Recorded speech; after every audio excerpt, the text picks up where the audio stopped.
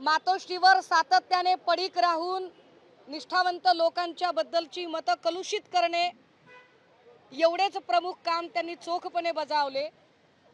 ज्या नीलम गोरेंना पक्षाने 4 वेळा आमदारकी दिली त्या नीलम गोरेंनी शहरातला एक नगरसेवक सोडा, त्या राहतात त्या भागात मॉडेल कॉलनीमध्ये साधी शिवसेनेची शाखा सुद्धा उभी केली नाही।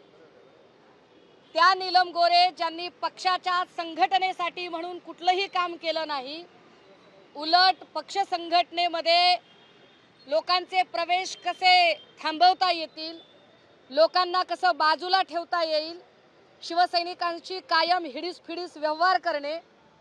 मी स्वतः नीलम गोरेंकडे 2017ला जाधवर ग्रुप ऑफ इन्स्टिट्यूटच्या कार्यक्रमाच्या वेळेला शिवसेनेत पक्षप्रवेश करण्याच्या संदर्भात विनंती केली होती, पण नीलम गोरेंनी 2017 ते 2022 पर्यंत माझा पक्षप्रवेश होऊ दिला नाही।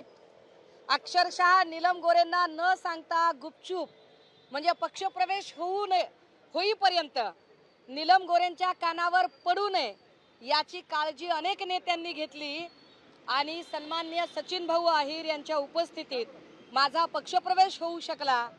हे उदाहरण यासाठी की नीलम गोरे कधीही कुणालाही पक्षात येऊ देत नाहीत, वाढू देत नाहीत। पक्षात कुणाला प्रवेश द्यायचा, कुणाला नेमणूक द्यायची, कुणाला जबाबदारी द्यायची, कुणाला पद द्यायची, हे सगळं काम नीलम गोरे बघायच्या। आता जर त्यांचं असं म्हणणं असेल की त्यांनी 2 मर्सिडीज दिल्या वगैरे त्याच्या सांगत आहेत, तर माझा साधा प्रश्न आहे, हडपसर भागामध्ये पीएमटीने डिस्पेन्सरीची प्रॅक्टिस करण्यासाठी जाये करणाऱ्या नीलम गोरे यांनी पहिली आमदारकी घेण्यासाठी 2 मर्सिडीज कुठून आणल्या? हे का सांगावं लागेल त्यांनी आम्हाला, की जर त्यांना आम्ही आमदारकी दिली आणि पद देण्यासाठी जर मर्सिडीज असतील तर नीलम गोरेंनी सुद्धा मर्सिडीज दिल्या असतील कदाचित। मग नीलम गोरेंनी मर्सिडीज कुठून आणल्या? कारण त्या तर पीएमटीने ये जा करायच्या। नीलम गोरेंचा असा कोणता व्यवसाय आहे की ज्यामुळे त्यांची 2-250 कोटीची प्रॉपर्टी वाढली? नीलम गोरेंची खाती सुद्धा तपासावी लागतील आता, भारतातली आणि भारताच्या बाहेरची, लंडन वगैरे कुठलीही। मला अजिबात कुठल्याही इतर लोकांना याच्यात ओढायची इच्छा नाहीये, परंतु साहित्य संमेलनामध्ये साहित्यिकांना बोलावलं जातं इथपर्यंत ठीक आहे। साहित्य संमेलनामध्ये ज्या व्यक्तीला बोलावलं जातं त्याचं एखादा कविता संग्रह, एखादा वैचारिक संग्रह, समीक्षा ग्रंथ, एखादं काही कादंबरी, कथा, गेला बाजार, चारोळी संग्रह तरी प्रकाशित असावा। नीलम गोरेंना कोणत्या निकषाने साहित्य मंडळाने आणलं होतं? साहित्य मंडळाची कोणती अगतिकता, अपरिहार्यता होती हेही स्पष्ट झालं पाहिजे। नीलम गोरेंचं मी समजू शकते, कारण स्वतःला प्रमाणित करून घेण्याची नामी संधी त्या प्रत्येक वेळेला शोधत असतात, त्यामुळे त्यांचं मी समजूच शकते। पण साहित्य मंडळाने कसं काय त्यांना त्याच्यामध्ये इन्व्हिटेशन दिलं होतं आणि तिथे जाऊन त्या मंचाचा वापर ज्या पक्षावर चिखलफेक करण्यासाठी त्यांनी केला, त्याच पक्षाने त्यांना 4 वेळा आमदारकी दिली आहे। हा पक्ष प्रबोधनकार ठाकरे यांच्या संकल्पनेतून आणि वंदनीय बाळासाहेब ठाकरे यांच्या अपार मेहनतीतून उभा राहिलेला पक्ष आहे। या पक्षाने महाराष्ट्रातल्या गावखेड्यातल्या छोट्यातल्या छोट्या समूहाला प्रतिनिधित्व देण्याचा प्रयत्न केला आहे। मात्र असं असताना या पक्षावर आणि पक्षप्रमुखांवर चिखलफेक करण्याचा नीलम गोरेंचा प्रयत्न अतिशय केविलवाणा आहे। नीलम गोरेंना एखादी राज्यसभा किंवा मंत्रिपद पदरात पाडून घ्यायचं असेल तर त्यांनी ते खुशाल पाडून घ्यावं।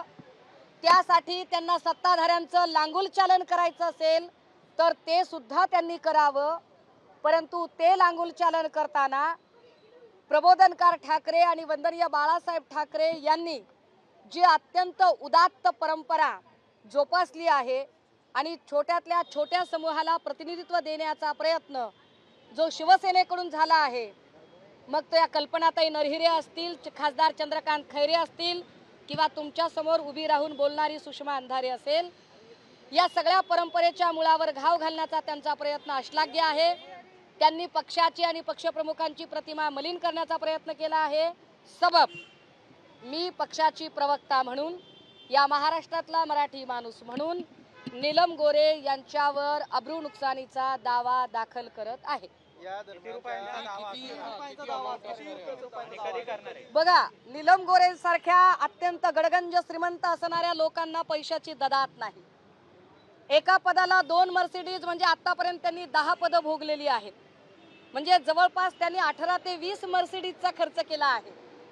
आता 18 ते 20 मर्सिडीजचा जर खर्च त्यांनी केला असेल तर पैसा चिकार आहे त्यांच्याकडे। त्यामुळे त्यांनी जी भाषा वापरली आहे, जे शब्द वापरले, त्याचे कॅल्क्युलेशन माझी लीगल टीम करत आहे। माझ्या लीगल टीम कडून त्याचं ड्राफ्टिंग सुरू आहे।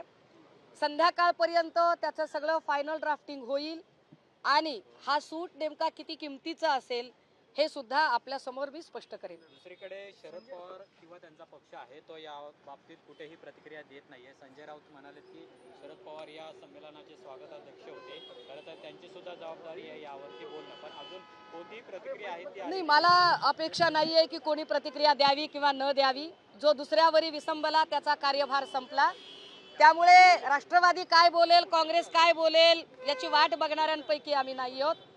मला असं वाटतं की आमची लढाई लढायला आम्ही सक्षम आहोत। ज्यांना त्यांच्यासोबत मंच शेअर करायचे त्यांनी शेअर करावेत। ज्यांना त्यांचा पाहुणचार स्तुतीसुमन जे करायचे ते त्यांनी करावं। आम्हाला त्याच्यावरही काहीच आक्षेप नाहीत, बोलायचं नाहीये। आमची लढाई लढण्यासाठी आम्ही समर्थ आहोत, सक्षम आहोत। त्यामुळे कोण काय बोलतंय किंवा बोलत नाही हा मुद्दा माझ्यासाठी महत्त्वाचा नाही।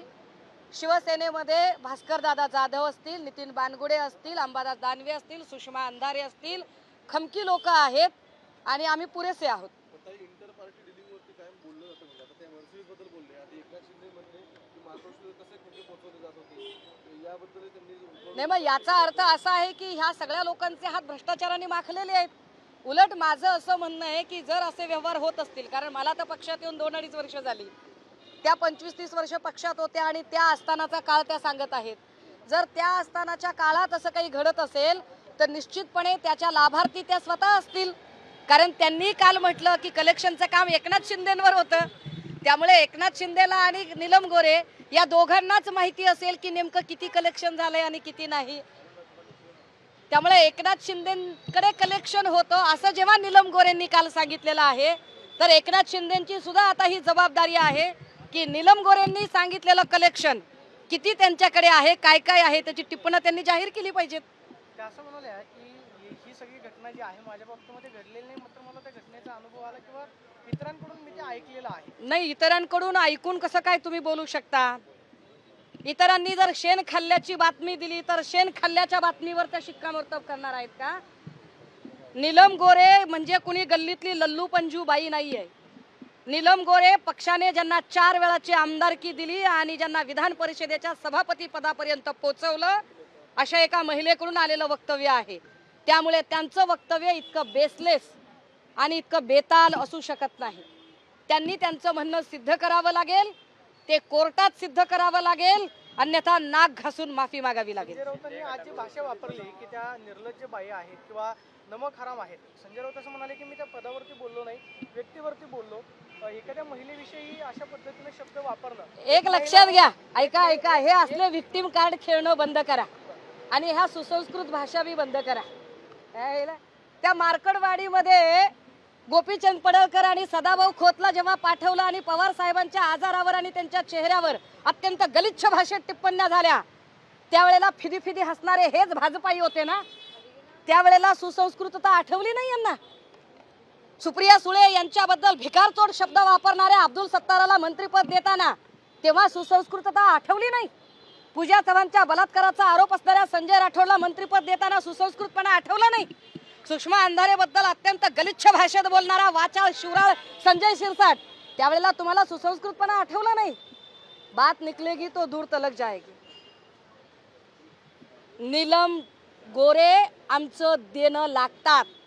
कर्तृत्व नसताना अनेक लोकांची संधी अडवून नीलम गोरेंनी अनेक पदं उपभोगली।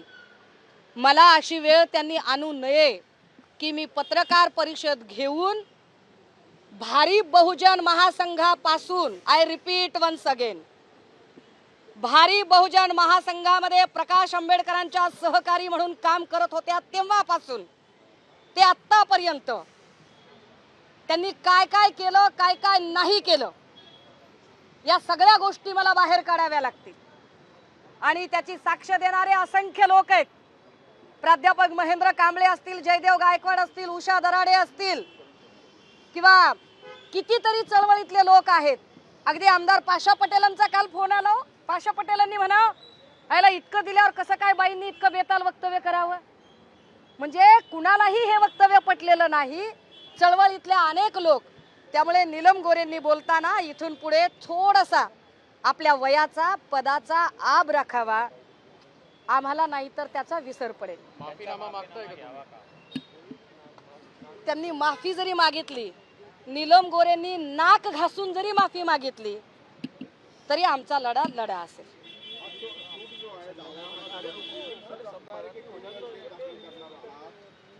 हा आता लीगल टीम सकाळपासून या सगळ्या गोष्टींवरती काम करत आहे आणि लीगल टीमचं फायनल ड्राफ्टिंग माझ्या हातात 4 ते 5 वाजेपर्यंत येईल. तेव्हा मी अजून माहिती माझ्या अधिकृत अकाउंटवरून ही सगळी आपल्यापर्यंत पोहोचवेल.